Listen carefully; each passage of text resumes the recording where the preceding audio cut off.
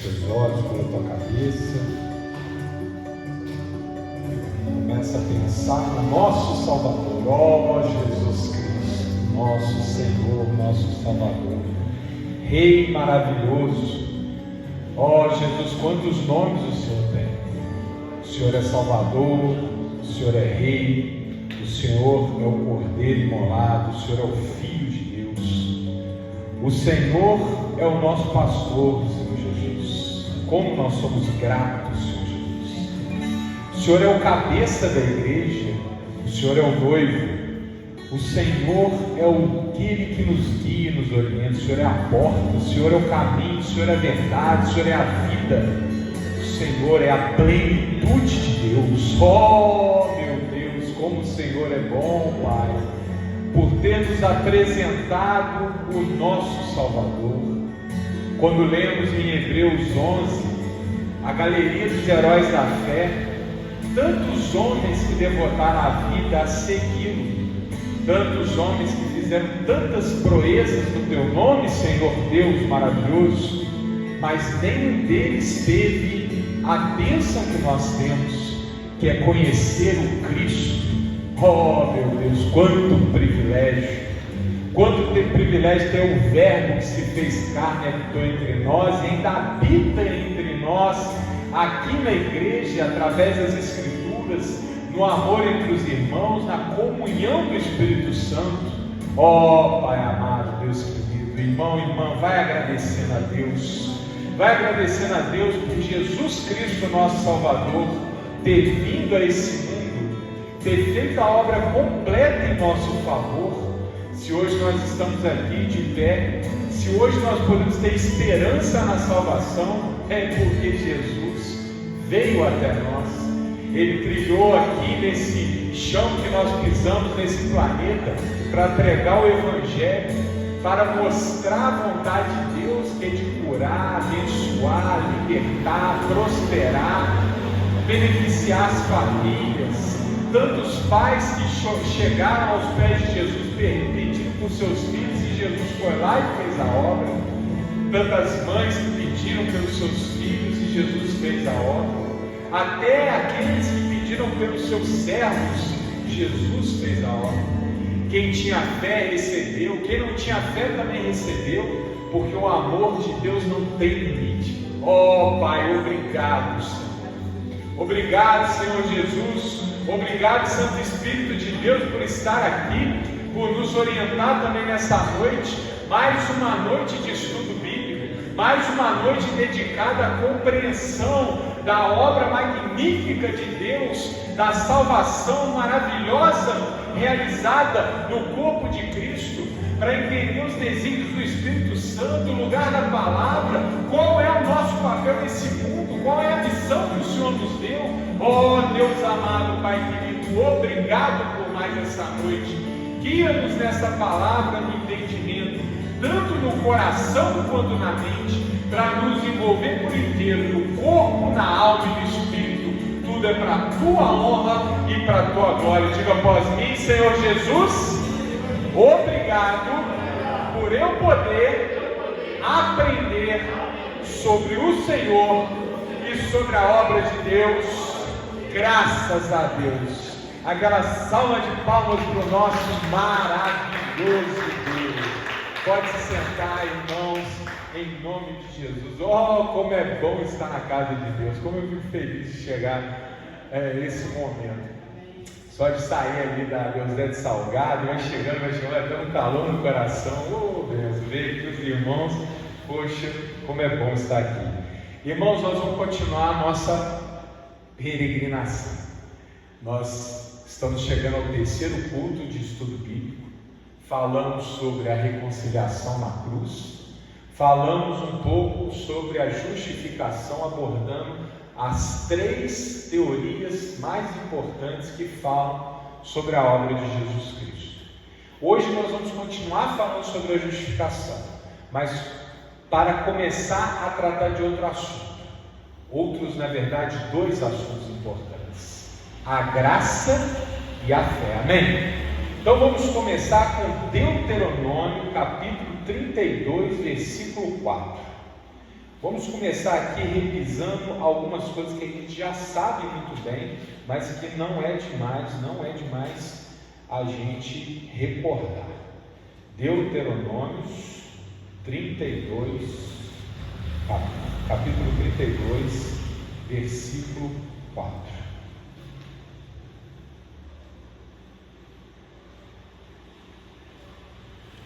Deuteronômios, capítulo 32, versículo 4. Amém? Vamos lá. Ele quem? Deus é a rocha cuja obra é perfeita, porque todos os seus caminhos juízos são. Deus é a verdade e não há nele injustiça. Justo e reto é. Amém?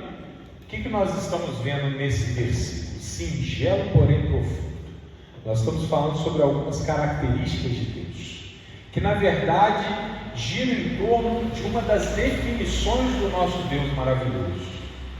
Deus é justo. Amém? Amém? Ele é rocha, ele é reto, nele não há injustiça, ele é justo. Deus não é homem para que minta, nem filho do homem para que se arrependa. O que ele disse está dito. Tem como voltar atrás? De maneira nenhuma. E aí, quando a gente parte lá para Ezequiel capítulo 18, versículo 4, vamos lá. Ezequiel capítulo 18, versículo 4. Nos deparamos com essa inquietante afirmação. Ezequiel 18, 4. Ezequiel, um dos profetas maiores. Por que é profeta maior? Porque é mais importante? Não. Por quê? Porque ele era grande em estatura? Não sabemos. Por que é dos profetas maiores? Porque é dos livros de profeta maiores, amém? É o livro mais grosso. Isaías, Ezequiel são livros mais grossos. Jeremias, então são considerados profetas maiores por causa do tamanho do livro, amém? Então, Ezequiel 18, 4. Capítulo 18, versículo 4. Posso? Eis que todas as almas são minhas, como a alma do Pai, também a alma do Filho é minha. A alma que pecar, essa morrerá. Essas são palavras de Deus ditas pelo profeta. O que Deus está falando aqui? Todos me pertencem. Os pais, os filhos, toda a humanidade. E aquela alma que pecar, essa morrerá. Não é novidade nenhuma. Já tinha sido dito lá em Gênesis, na época de Adão: aquele que comer do fruto da árvore, conhecimento do bem e do mal, certamente morrerá. Agora vamos raciocinar. Deus é justo, reto, verdadeiro. Nele não há engano. Nele não há mudança de posição. E aí lemos essa palavra, Deus dizendo: a alma que pecar, morrerá. Irmãos, inquietante, não é? É ou não é? Deus está dizendo: quem pecar vai morrer. E quando Deus fala de morte, não é morte física. A gente sabe o que é a morte, não é? A morte é o distanciamento, o desligamento definitivo com Deus. É o inferno. Irmãos, Deus não mente. E Deus disse: quem pecar vai morrer. Quem aqui entre nós nunca pecou? Todos pecamos. Porque nós estamos, lembra do primeiro culto? Em Adão. Quando nós nascemos em Adão, propensos a pecar. Então, se a gente parar e pensar, refletir sobre essa passagem, triste, angustiante, estamos todos fadados a morrer, porque todos pecamos. Só que, para nossa sorte, Deus não é apenas justiça. Deus não está contido numa única característica. Ele é justo, sem dúvida. Ele é a definição de justiça. Mas ele não é apenas justiça. 1 de João, capítulo 4, versículo 16. Primeira carta de João, finalzinho da Bíblia, capítulo 4, versículo 16. Muito conhecido de nós.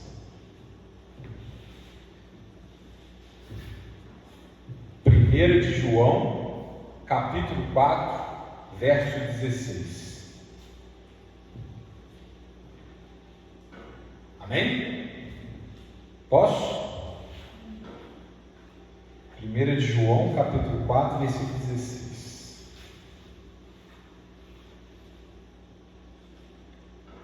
Amém? E nós conhecemos e cremos no amor que Deus nos tem. Deus é caridade, e quem está em caridade está em Deus, e Deus nele. Deus é o que, gente? Além de justiça, amor. Amém? Amor. E olha o que o verso diz: nós nos conectamos com Deus no amor. Quando temos amor, nós estamos falando a linguagem de Deus. O próprio João vai dizer, né? Deus é amor, não é isso? Então Deus é justiça? Sim. Mas Ele não é só justiça. Deus é amor. Deus sendo amor, Ele quer nos tirar da sentença condenatória.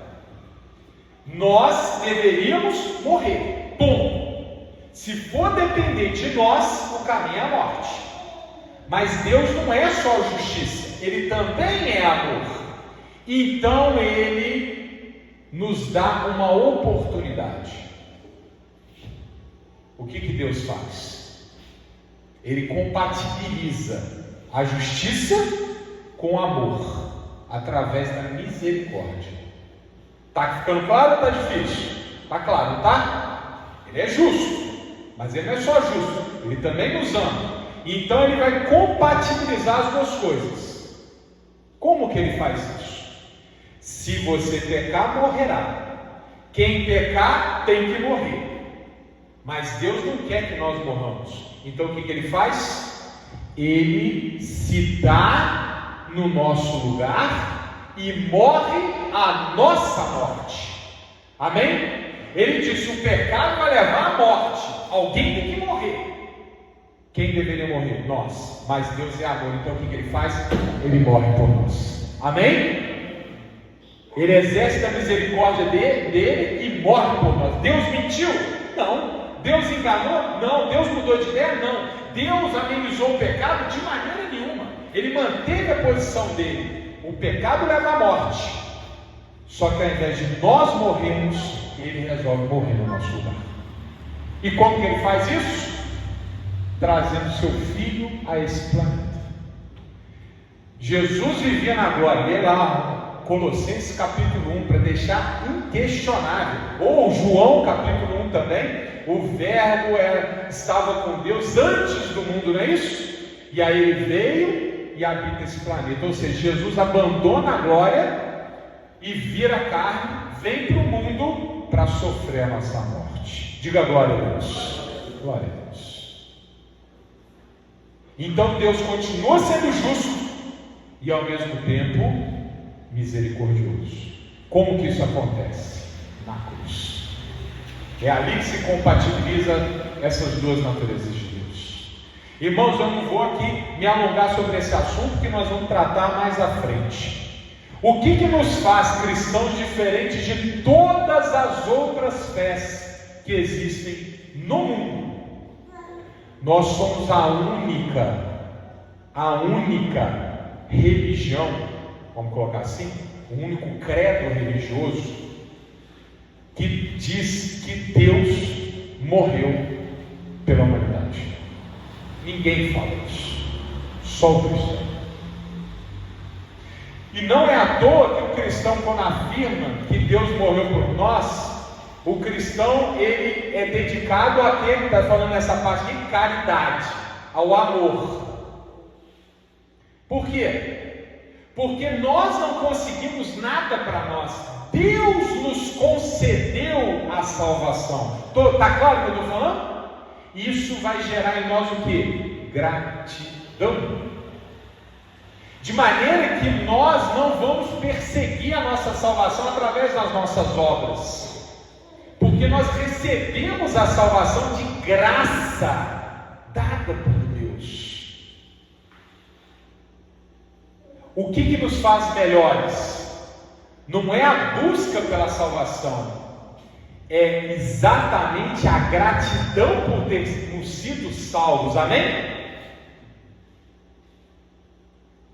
Se você olhar para todas as grandes religiões monoteístas do mundo, vamos citar as duas ao lado do cristianismo, quais são as três maiores religiões monoteístas, ou seja, que acreditam no único Deus? O judaísmo, o islã e o cristianismo, são as três.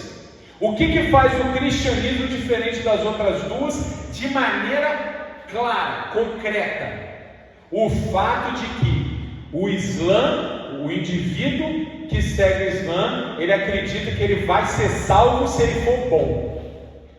O judeu, ele acredita que vai ser salvo se ele for bom. O cristão não tem essa ilusão. O cristão sabe que pela sua própria vontade, pelo seu próprio mérito, pelo seu próprio esforço, ele não consegue salvação. Ele depende de Cristo. Amém? Não existe cristianismo sem Cristo, irmão. Esse é o recado. Por isso, vamos tomar cuidado com o que está acontecendo com muitas igrejas nossas, da vertente evangélica, que está se judaizando, voltando às velhas práticas, vestindo roupas, fazendo certos ritos, comemorando certos dias. Isso tudo é sombra do passado, irmão. Isso tudo significa andar para trás. Quem está dizendo isso é o Oleg? Pobre, coitado Oleg? Não, é Paulo que fala isso o tempo todo. Vamos ver? Romanos capítulo 3, versículo 26. Romanos capítulo 3, versículo 23.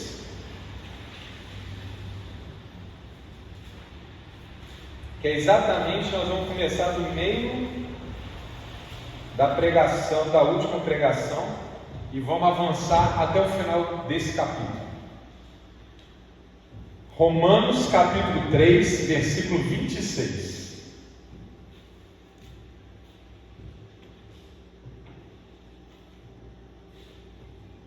Irmãos, tenhamos cuidado, temos que vigiar. Não existe cristianismo sem Cristo.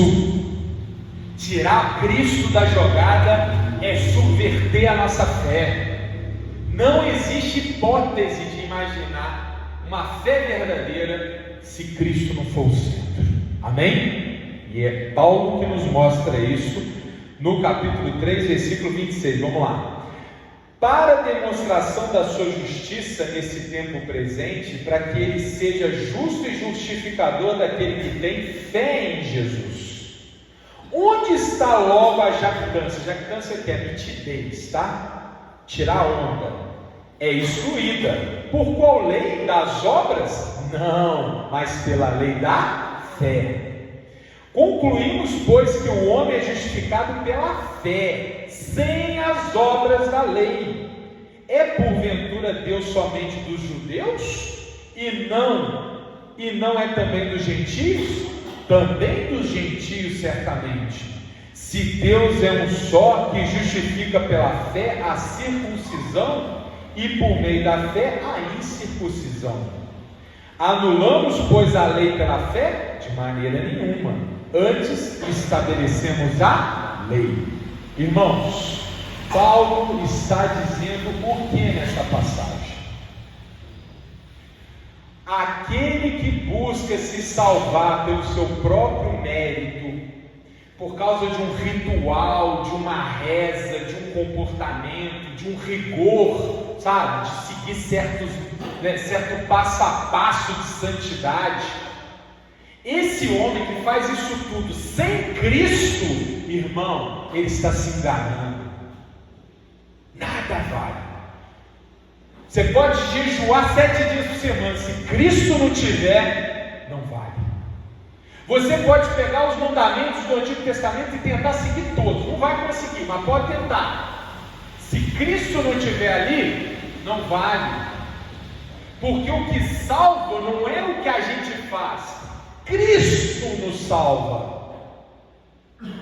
Nós só nos conectamos com a salvação quando a gente olha para a cruz e tem fé no nosso Salvador. E tem que ser essa cruz vazia, irmão, porque Jesus não está mais lá. Amém? Ele fez a obra lá, agora ele é rei, está lá nas alturas, reinando sobre nós. Irmãos, cuidado para a gente não voltar para os velhos hábitos, para as cerimônias, para as tradições, para tudo isso que é vazio, como o próprio Paulo fala em outra parte, sombras do passado. Está claro? Cristo é o centro. Deus não salva o ser humano porque o ser humano tem mérito. Olha o que ele fala. Podemos nos vangloriar, jactância significa isso, por termos sido salvos? Não, porque a gente não fez nada. Quem fez foi Jesus, e quando temos fé em Jesus, o mérito é dele, não nosso, é ele que fez. Nós simplesmente contemplamos e cremos, e nesse momento Deus nos salva. Amém? Nesse momento o ato de Jesus ele se torna eficaz na minha e na sua vida. Jesus morreu por toda a humanidade, mas só vai usufruir da salvação quem olhar para a cruz de fé. Amém? O homem que perseguir a sua salvação pelo seu próprio mérito, pelo seu esforço, não vai conseguir. Quando ele olha para a cruz, quando ele olha para Cristo, quando ele olha para a palavra e crê, aí a salvação se torna eficaz. Amém? Então não são as obras que salvam, é Cristo. Não é por leis, por cerimônias, por gestos humanos, por filosofia. Não, nada disso. É pela graça de Deus. Irmãos, por que é importante a gente voltar nessa palavra? Porque tem muito crente que está andando para trás, está se esquecendo disso. Não, eu vou jejuar 5 dias de semana, vou devolver meu dízimo, vou seguir festa, tabernáculo, não sei o que, vou decorar o nome das tribos de Israel, vou estudar a Bíblia do Antigo Testamento, vou até lá em Israel para ver escavação arqueológica, vou tocar em lugar que Abraão provavelmente pisou. Se não tiver Cristo nisso aí, meu irmão, zero. Não vale nada. Amém? Porque se não fosse Cristo, o centro, qual seria a nossa diferença? Por que não seríamos judeus? Por que não seríamos islâmicos? Por que nós somos diferentes dos outros? Porque para nós está claro que se Deus não fizer a obra, nós não passamos de pó da terra. Amém? Para concluir, irmãos, deixando aqui a entrada para a semana que vem a gente falar especificamente das leis e das obras. Quando nós aceitamos Cristo, nossa pena é concluída. Nós estamos salvos. Devolvi o dízimo ou não devolvi? Está salvo. Fiz jejum ou não fiz jejum? Está salvo. Pratiquei caridade ou não pratiquei caridade? Está salvo, amém? E Jesus salvou. Mas sabe por que o cristão devolve o dízimo, ele pratica a caridade? Ele está no culto, ele está aprendendo, sabe por quê? Gratidão. Amém? Portanto, nós não fazemos boas obras para sermos salvos. Nós somos salvos para fazermos as boas obras. Amém? Entenderam a ordem do fator aqui? Eu não faço coisas boas para ganhar ponto com Deus, Deus vir me salvar. Não. Deus me salva e eu me sinto tão grato que eu começo a ser uma pessoa melhor. Amém? E aí quando eu vejo que irmão a necessidade, eu vou lá e ajudo dele. Porque eu lembro que Cristo fez muito mais por mim. Quando eu recebo o meu salário, eu vou lá e devolvo o dízimo. Por quê? Porque eu sei que a obra de Deus é importante, porque ela me contemplou e eu quero que contemple outras pessoas. Amém? Eu sei de onde eu vim, da lama que eu estava e por onde que Cristo me resgatou. Então eu vou ser melhor para quê? Para honrar o meu Salvador. Amém? É gratidão, gratidão, gratidão por causa do favor que eu não merecia. Então meu valor, ele vem com o quê? Com Cristo. Amém? É por isso que a palavra fala, revestivos de Cristo. E para terminar, Efésios capítulo 2, versículo 8 a 10. Efésios capítulo 2, Efésios capítulo 2, versículos 8 a 10.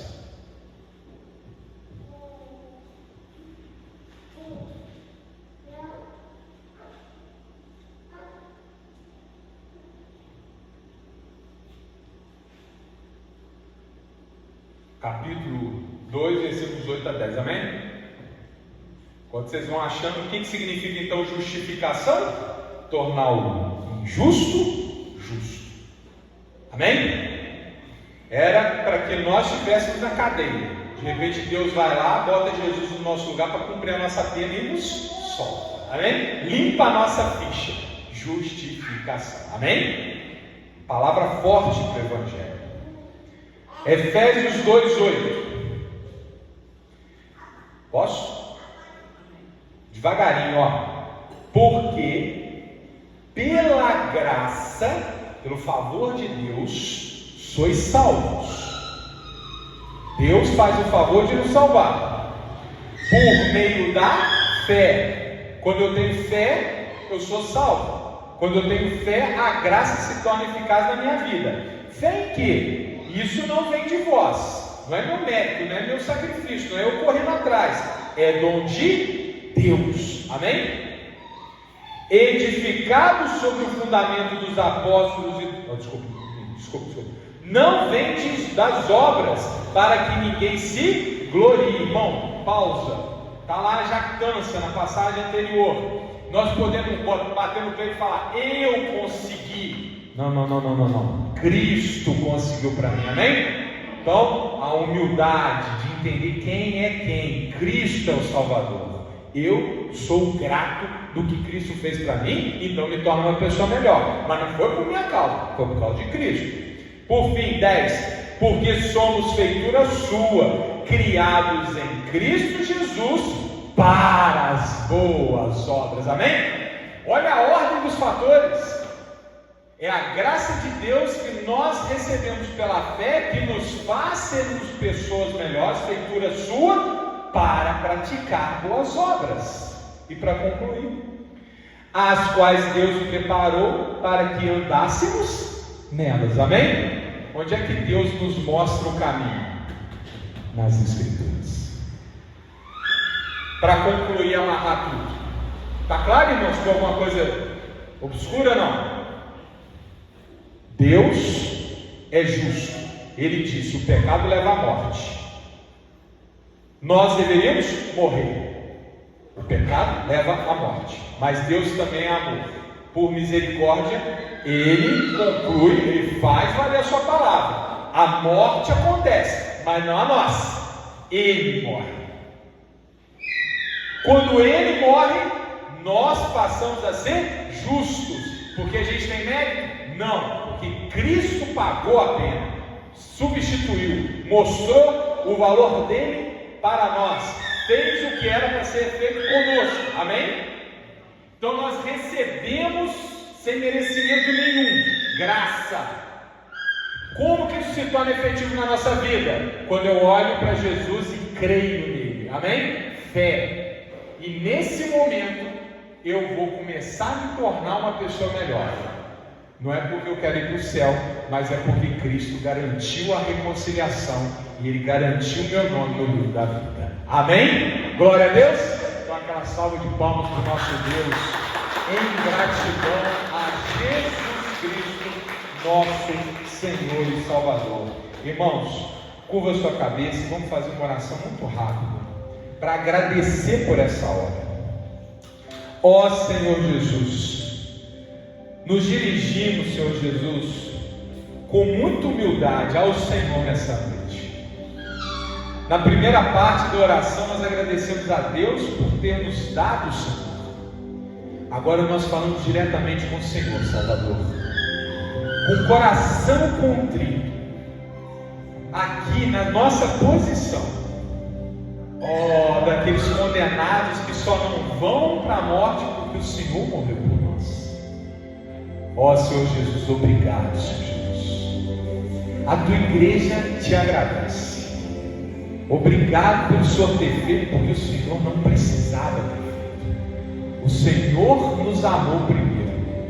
E agora, Senhor, torne-nos pessoas melhores. Nós te pedimos, Senhor Jesus. Mostre-nos o caminho, com o fortalecimento que vem do Espírito Santo de Deus, e com a tua palavra que está aqui à nossa disposição. Senhor Jesus, nos dê essa honra de poder, Senhor Jesus, um pouquinho que seja, agradecer o Senhor. Eu sei que o Senhor não precisa de nada, mas nós precisamos te agradecer. Faça-nos pessoas melhores, Senhor Jesus, para que o Senhor olhe para cada um de nós e se alegre, porque o Senhor vai ver que valeu muito a pena. Porque nós que não éramos nada, nos tornamos tudo na tua presença. Obrigado, Senhor Jesus. Que as boas obras do Senhor sejam o guia da nossa vida, porque a salvação o Senhor já garantiu. Amém e glória a Deus.